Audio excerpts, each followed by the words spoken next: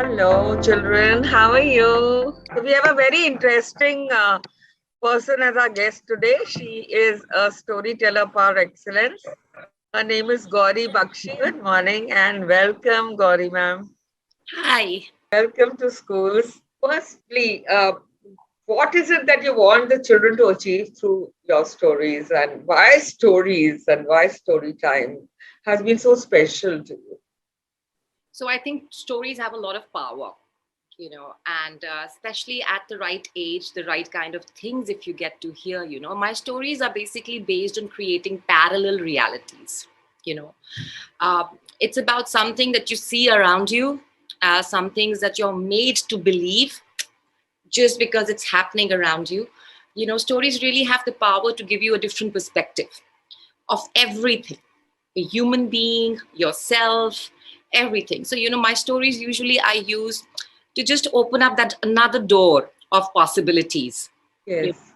Yes. So, yeah, I mean, sometimes very interesting stories come out from the children themselves because they're like sponge. They're like just taking in everything from everywhere. So most of my stories, in fact, um, I've always made my stories based on the kind of opinions that I've gotten from children while I am doing the storytelling. So yeah, that's where I use my way. It's my way of just talking to the world. Very sweet. But let me now ask you, how do you choose your story for narration? What are the I, guidelines that you follow? Because all our children want to understand from you. I don't. It's very strange. And when I used to ask this question to storytellers, I would really not believe them. But now being on the other side, you don't choose your stories. You don't choose your stories, so you keep reading, you keep observing, and there's something that just comes. I usually do not read someone else's work, and all this while I have been telling my own stories, which got either inspired by meeting someone on the road, speaking with someone, looking at something. So and that's how it just comes naturally. Absolutely. What is that one thing that children should keep in mind, Gauri ma'am, when they uh, narrate a story? The moral, the substance, how do they go around looking for You should stories? How do always they go around looking for reading? uh, whenever you're narrating a story, I believe you should always pick up a story that also resonates with you. So if you resonate with the character, if you really believe what you're delivering is something that you truly believe in, there are so many morals from so many stories, but do I truly believe in all those morals? I don't. It is very important, that something that either I want to become, something that's really inspiring me, which I might not have in me today, but story inspires me to take my first step towards that journey. So I think whenever any child is picking up a story, it is very important that that child should see, herself uh, in that story somewhere. And I think, that narration then just very naturally flows. You do not have to uh, make an effort to become someone else. Like I resonate with the witches a lot, because there's a lot of quality, so in fact today also the story that I'm going to be speaking about is about that. So I would usually pick up stories which have a little dark, side, because then it just naturally flows. Absolutely. So, are you all ready for a little story? Everybody, raise your hands. Let me see all those hands go up. Yes, ma'am. Yes, Yes, ma'am. ma'am. Yes, ma'am. Yes, ma'am. So, there are lots and Yes, lots of ma'am. children hearing you, Gauri ma'am. So, let's have that story. I'm scared. Woo! Yes, ma'am. Let's Yes, go. ma'am. Yes, ma'am. Yes, ma'am. Ready for Ma'am. it. You know Yes, what? ma'am. I mean, it's better if you all keep your screens on, because, as Nidhi ma'am said, otherwise it feels like you're speaking with yourself. So let's try and also make it a little interactive here and there, but also not chaotic. Yeah. So there would be points where I might give you a chance, looking at whether we are chaotic or not, uh, for you to actually be a part of my story. Yeah. So Let's keep the screens on. Let me see all the beautiful faces who've woken up on a Sunday morning to come and hear my story. Okay, great. I'm going to be doing and turning off the lights for 2 seconds. That does not mean I have disappeared. I am just going to come back. Okay.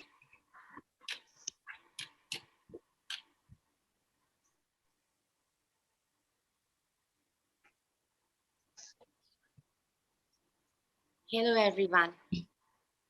My name is Brandy.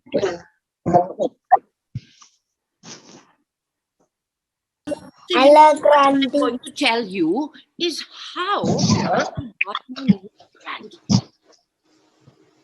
So I live in the North Pole, you know, where it's almost snowing all the time of the year. It's very cold. It's very, very cold. The sun doesn't even rise for 6 months. So one night, when it was terribly cold outside, my parents, they drank a lot of brandy. When it was very, very, very cold outside, they drank a lot of brandy. And here I was, born. As soon as I popped out of my mom, they did not have to think for a second before naming me. And they named me Brandy.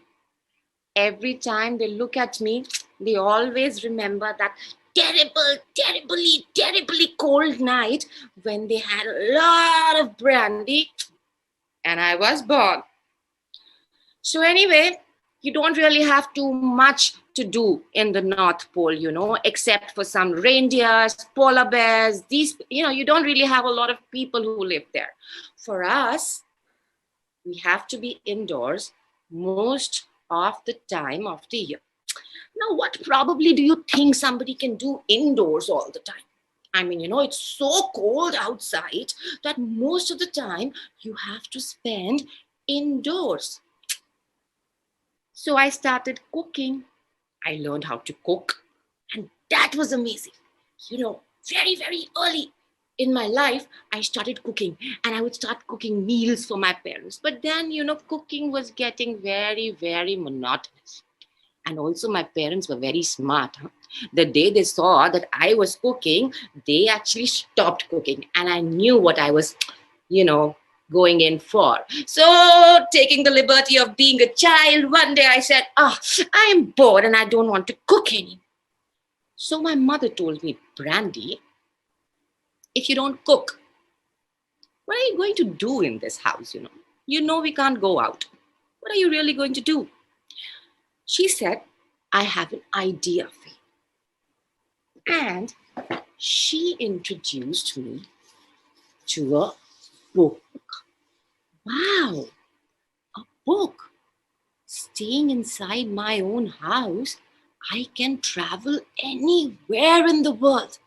So slowly and gradually, my world became one book to another book, to third book, to fourth book, to the fifth book, to the sixth book, to the seventh, eighth, 9, and 10. The more I was reading, the more curious I was getting. But of all the books that I used to read, fairy tales became the most special to me. So I would read through the fairy tales all the time. And when no one was at home, I would sometimes try to become the prince. So one day, I decided that I am the prince of the fairy tale. Ta-da, ta-da, ta-da, ta-da, ta-da, ta-da, ta-da. And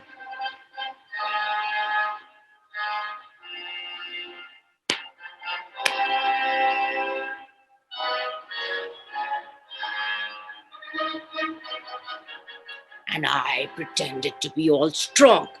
I even made a sword for myself. Can we all make a sword with our hands? Just pretend like we have a sword in our hands, and we make a sword. Sword, sword, sword, sword. Hold that sword. And I was just looking for a moment to fight. Fight for no reason. That's what the prince do, right? They just go fight. They just fight for no reason.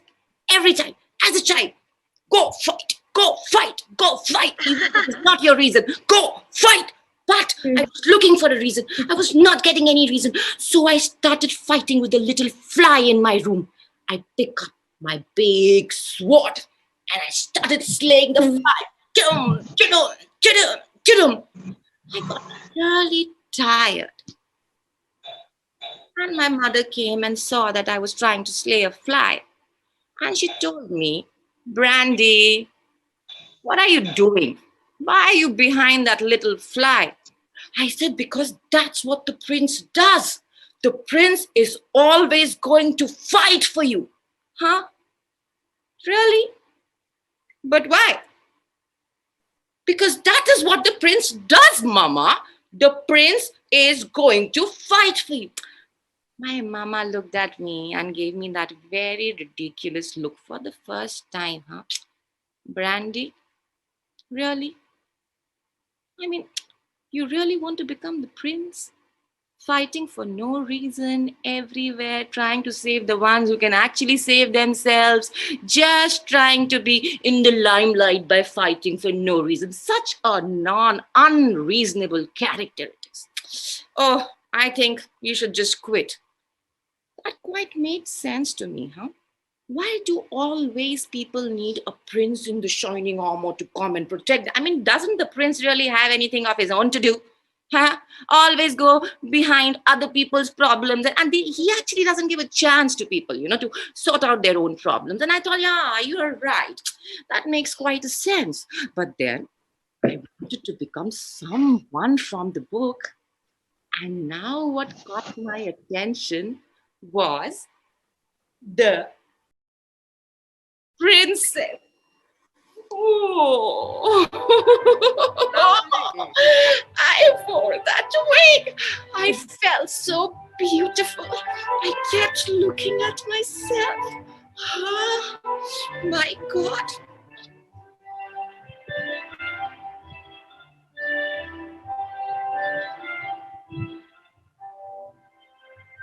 I was daydreaming, sitting. I was looking for people to hurt me. Sometimes I would put up a knitting needle by myself on the floor, and prick it in my ankle. Ouch! And then keep laying in my bed for a whole day. Oh my God, I'm hurt. I'm bleeding. I'm waiting for someone to come and rescue me. But no one came. So the next day, I thought of doing something else. So I went and I started mopping my house, cleaning my house, making it look beautiful. I was trying to, really gain someone's sympathy because, when you sympathize, you love that person, right? So I wanted to do something so that people could sympathize with me. Again, my mother looked at me with the same look. Brandy, don't you have anything better to do rather than mopping floors and hurting your own self? Who does that? Are you totally insane? What is this that you're doing? But I had my conviction that no, Mama, you don't understand. I have to fall in these troubles. No, if I don't fall into these troubles, how will I get rescued? Like, Brandy, sometimes it is important to think of solutions rather than thinking of troubles, right? You really want to be so troubled and keep laying in your bed and mopping the house and waiting for someone to rescue you? Not a way. That's not me. Oh, not a prince, not the princess. Then who can I become? Who can I become? Can someone tell me? What should I become from the fairy tale? Huh? Tell me. Mama, a magician. A magician. Be yourself. A witch. Brandy, be yourself. Be myself. Queen. But who am I? How will I fit into the story? A queen. A queen. Okay. What else? Rich. King. King, prince. So next I thought I am going to be the smartest person in the book, right? So there's always this one smart person in the book who always know what is right, what is wrong. There is nothing in between. He always knows this is right, this is wrong. And that is also very important. Whenever somebody is very intelligent or very powerful in the books, they're always he. Okay. So this he, very intelligent, very is the mentor. So I thought, why can't I become the mentor? Yeah. Someone who knows it all. Haha. Always disguised as someone else and knows it all. So I tried to think of ways that I can solve problems.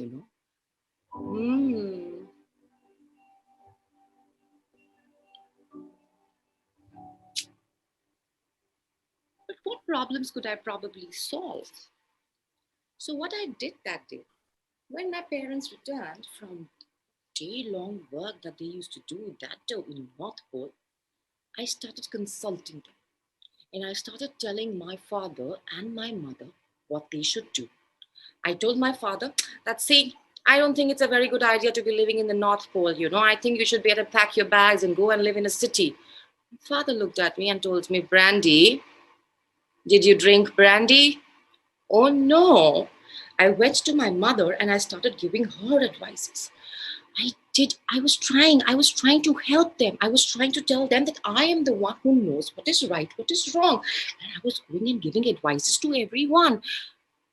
What do you even know about us, Brandy? Who are you to even give us these advices?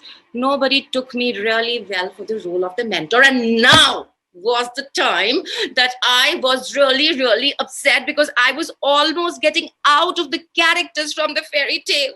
There was no one left. No one left. So finally, I decided I'm going to become a witch. As I was wanting to become a witch, I was reading more and more about the witches.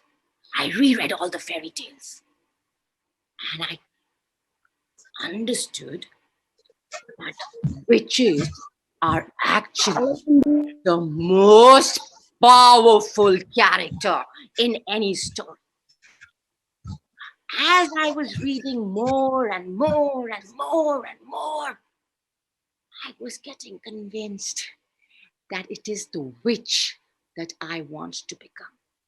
Now, can anyone tell me that why is it that I was getting convinced that I wanted to become the witch?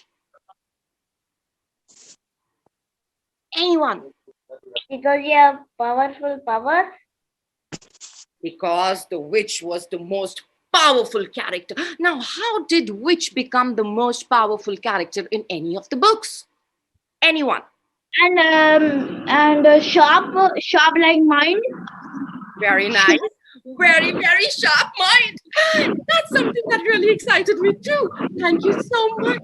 The witch has a very sharp mind. Brandy. Which is the one who actually plans the plot of any story. Which is the one who makes all the characters spin on her fingertips. Now, which is the one who never is scared of changes? Which is the one who is always wanting to learn more?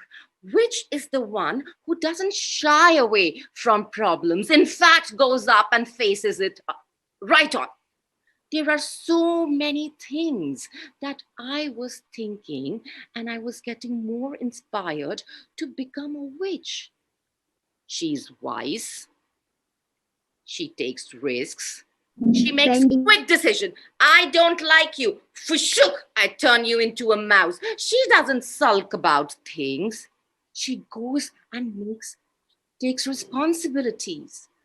Bending. She does not victimize herself. She does not need anyone to come and help her. She makes her own way. And while I was learning One. so many You. beautiful things about the witch, I thought that my mother, I understood that all these years, I have actually been living with a witch. My mother makes all the decisions. She's always open for changes. She takes the stride in her hand. She never sulks. She's always with me. She does quick things. She does everything. And the more I was thinking about the witch, the more I was thinking about my mother and what a strong character she was in my story. Yeah. So that day, I finally decided to become a witch. Oh, Now, excellent. Can we have a huge round of applause for ma'am? Thank you, ma'am, for the beautiful story, ma'am. thank you. Really nice. Really nice. Gauriji, we must have you on more occasions. Meanwhile, there are some children who want to share something here. Can I tell ma'am a story? Yes, please. Yes, ma'am. My name is Shasawai. I am from class 5 in BPS Public School, and I am sharing a story which is the monkey and the crocodile. Once upon a time, there was a monkey live in a jamun tree. Um, One day, the crocodile came and said that I have come from miles, and can you give some food? The monkey has agreed and give some food. Every day he has given food, and they become good friends. But his wife got crocodile's wife got jealous. One day, the crocodile came and said, "The take us the delicious sweet jamun." The wife tasted and tastes good and said, the crocodile's wife said that the the jamuns are tasty, but the monkey's heart will be more tasty. She has said, "Can you please ca- take the monkey and eat, and we will finish him and eat him." And the crocodile did not do this. Um, uh, the monkey has the crocodile has sent an invitation and go to his crocodile's house, and in the middle river in the in the middle river the crocodile said all the things to uh, monkey that what he has said. So he has made an idea and said, "What you have said that my heart was left in my home." The monkey believed. The crocodile believed and sent him to home, and and uh, and said to the crocodile, "You are so fool. You can't be my friend because your friends cannot be the friends cannot be friends. What we say? Friends are what we say? You Friends cannot are be my friend. Yes, carry on. yes, ma'am. They are friends. They are not my friends. Friends who are who always helps and they like that. The and he is the monkey has escaped. The moral is to that we never believe the bad company and use patience of mind. Correct. You should never believe the bad and have patience and carry on the good path, at the right path. Excellent. Good morning, and my name is Ruziathur Nagpam Haikam. I read in class 2. My school name is Delhi Public School, Bhagalpur. Today I'm going to narrate a moral story, The Fox and the Crow. Once there was a crow that came with a piece of cheese in its beak. Once it found a branch to sit on, a fox passed by and saw the piece of cheese in the crow's beak. The fox wanted to eat the cheese, so it came up with a plan to trick the crow. The fox said, "Oh, my dear, you have a very sweet voice. How sweet. I wish that I could listen to your beautiful song." The crow felt so happy that it was about to open its beak. Once it opened to sing, the piece of cheese fell on the ground, and the fox quickly picked it up and ran away. So the crow felt very shocked and sad. So the moral of the story is, don't be carried away by the flatterer's words. Thank you. You loved the story, all of you? You liked it? Yes, ma'am. So we'll have more of Gauri ma'am next time. And Gauri ma'am, if I can have you on the screen, please, and myself. Nice video. Gauri ma'am, tell us how theatre can perhaps, help in imparting all these life skills. It was so lovely. I mean, I'm sure all three of us also, Prasad, me and Debolina, loved the story. Loved hearing every word you said, and we plan to call you on more occasions. We'll be so grateful if you could join us on more programs. I mean, I just loved it. How do you use theatre in imparting life skills, like you mentioned in the end about mothers and how important it is? So theater as a process, Yes, yes. So, it's the process of theater is such that, you do not have to learn anything, so the process actually teaches you everything of theater. You have to be collaborative, you have to be a quick decision maker. You have to look at the parallel realities, you have to understand the character. You have to actually empty yourself, which is a very difficult thing as adults, because we are so loaded up and masked, for all these years. So actually theater teaches, it's a very important tool, for you to really empty yourself and take in. So it's the process of unlearning, Yeah. which we talk about as so how I use theater is only for unlearning, because there is so much that we already have. We never actually empty our vessel, so that's where theater is a very, very, very, and I recommend each and every child, from a very, very early age should start doing theater, because you understand differences, you understand diversity. It's very inclusive, so yeah, theater is my passion. What about empathy and understanding and breaking patterns? And if we have children learning theatre from you, how do we do that? I mean, but beyond that, ma'am, empathy and understanding, tell me, please. So empathy, I don't know whether I should be saying this on this platform. Yeah, empathy, see what... बच्चों के लिए तो ठीक है ना, they should be compassionate, they should have that feeling. I think we should give them enough experience to be empathetic. Yes, that experience is not there. There are children writing on the chat box. Yes. All of them have loved the story so much, and I'm very, very grateful to you for sharing your time. And children, I promise you that we get Gauri ma'am once again. We'll all send you your lovely certificates from the UN also, and we're very happy to have ma'am here and having spared her precious time. On that note, I'd like to thank you, children. Do join us on 26th once again for yet another lovely workshop on self-defense. And ma'am, I'd love to speak to you to take this further, and how we could get you many more times.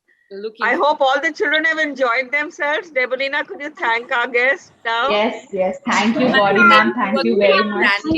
All right, children. Thank you. Thank you so much. Thank you for joining us. Thank you, Prasad. We can end the session now. Thank you, ma'am.